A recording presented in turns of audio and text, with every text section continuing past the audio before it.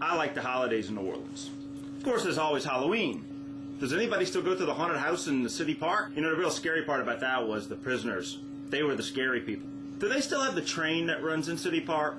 I remember tripping over the track. It wasn't the fanciest looking train. You ever notice when you go to the zoo, all the animals are sleeping? And then you find one walking around and you think, at least it's alive. Is it me, or do all the animals at the zoo seem to sleep when you show up? You ever knew somebody that got hit by a streetcar? Then you think, how do you get hit by a streetcar? At what, 2-3 miles an hour? It's insane. You ever go to the aquarium and look at all the really cool fish and think, I wonder how you'd cook that?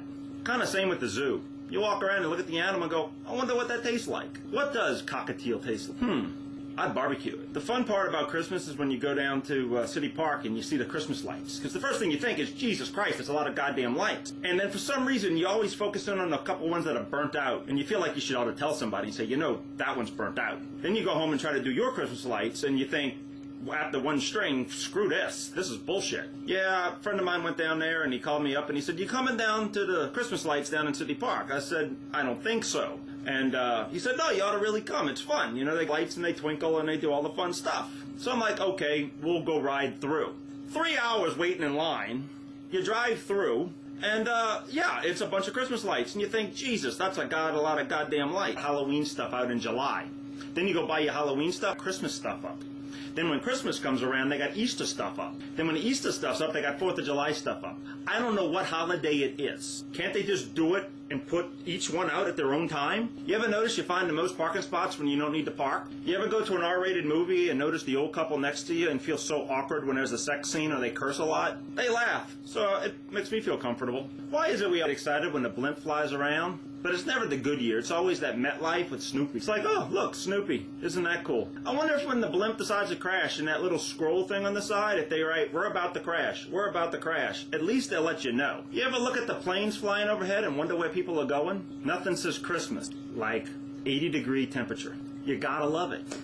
Everybody else got white Christmas and snow and cool temperatures. Here, you think, oh, good, I got another wool jacket that I can't wear. You ever notice sometimes people in New Orleans wear clothes that they shouldn't be wearing, but they figure if I don't wear it today, I'm never going to wear it? Who wears open-toed shoes to Bourbon? Common sense. People from New Orleans, you ever feel like you go from New Orleans to, like, I don't know, Mandeville or Covington and feel like you're in a different state? Yet, they all sound like you. Remember when they used to call Slidell living in the country? There was a time when people lived in Slidell and you said, what the hell you live in Slidell for? 20 years later, it's like, what the hell, you don't live in Slidell? Why the hell you live in the city? What are you, stupid? You ever get paranoid sometimes when you're sitting in traffic and a cop's behind you and you think for some reason he's going to find something on you that's illegal even though you know you got nothing on you illegal? I don't know, maybe I'm just paranoid. Is it me or does Garland Robinette sound like he's got bubblegum in his mouth whenever he talks? I don't know. That ought to be on the think tank one day. If you don't go to the Superdome very often, it's like an adventure. Because you don't know where to park.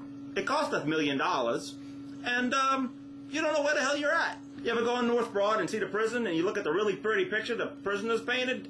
You think, we ought to do that more often. You ever look at the new levee system? It looks like some Jurassic Park, less the high voltage wire. But you pass one of them really big abandoned buildings and they got graffiti all over it and you go, how the hell they got up there? And then you kind of look at their artwork and go, you know, it's not too bad. It's just on a little bit of side of the building. You ever try to decorate the front of your house for Christmas and make it look real elegant, but yet you end up with those plastic Santa Clauses out front anyway? You never see that on St. Charles. And if you do, somehow they make it work. Of course, people in New Orleans always have that, the way they say certain words. You know, it's not oil, it's Earl. It's not an oyster, it's an oyster. It's not a shrimp, it's shrimps. It's not a toilet, it's a turlet. And it's not a sink, it's a zinc. So the way I figure it, when you burl, instead of boil, when you burl the shrimps, or if you fry the oyster and you pour the Earl down the zinc, it'll clog the turlet. Keep that in mind. People tend to say, people from New Orleans sound like they're from Brooklyn. No, we don't. Go to Brooklyn. Yeah, I wouldn't say it's a compliment. It's funny how down south we look at I-10 as anything above that to be the north. It's funny when people from talk about Atlanta, and they say, yeah, I live down south. I'm thinking, I gotta drive 9 hours north to get to your south. I live south of I-10. I'm really south. The only other south more than me is down in the island, and we know that's Grand Isle. And if they never have fish down there, nobody would go. Not many places you can go and say, yeah, we fish the flares. You either get that one or you don't.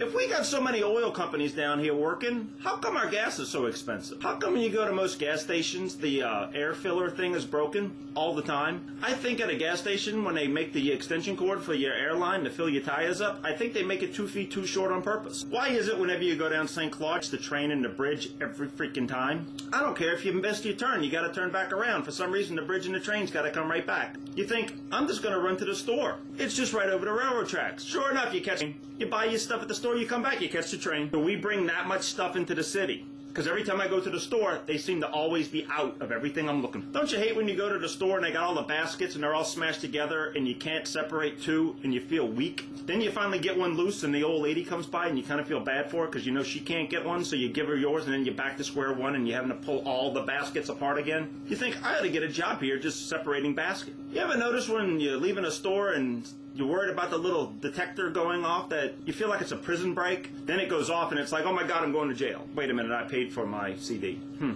You ever get a CD and you finally get the plastic undone and you try to open it and you can't because you forgot to take that little piece of tape off the side of it? So you're trying to scrape it and cut it and you're using knives and forks and you're rubbing it against the steering wheel and all you want to do is just get the damn thing out and finally you just break the damn thing in half? Yeah, that happens to me a lot. You ever notice when you go to the condom aisle, there's always an old lady there that looks at you like you are so bad? Well, I hope to God it's not your granddaughter that I'm going to use them on. Talk about awkward.